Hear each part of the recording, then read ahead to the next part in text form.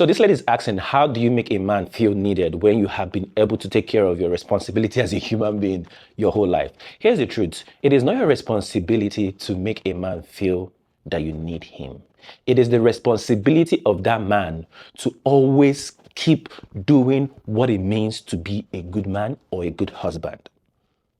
The fact that you have been taking care of yourself for your whole life doesn't mean you're a perfect human being. And also, I know this mindset stems from the whole, oh, he's the man, he's the provider. Since I have been providing myself, what's the point? What's he coming to provide anymore? No, this is because we live in a culture that has reduced the role of men to provision.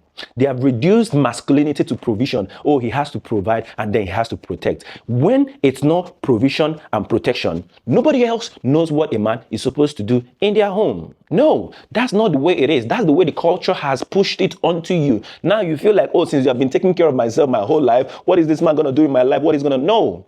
There is more to a man than provision and protection. There is more to a woman than cooking and cleaning. That's the thing. Partnership, relationship, marriage is all about two people coming into each other's life to actually understand where there is need and to fill in and solve those problems. It doesn't have to be financial. It doesn't have to be domestic. It has to just be both of you sitting down together and meeting each other's needs based on where those needs are seen. Does that make sense? So this could even mean that, well, you are in his life.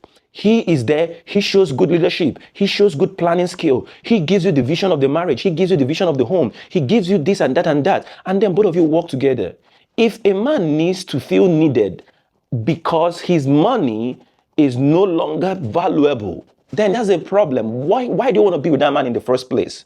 Why do you want to deal with that? Because you should understand the fact that there's a role of a father, there's a role of companion, there's a role of leadership, there's a role of care, there's a role of support, there's a role of kindness. It doesn't have to be money. Everything doesn't have to be monetary when it comes to men. And everything doesn't have to be domestical when it comes to women. This is what I want us to understand. So you cannot make a man feel needed.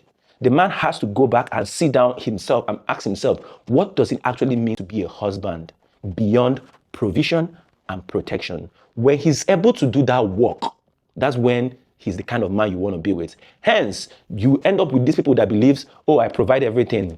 Then what else? So this is my advice to you out there, and I hope it blesses you.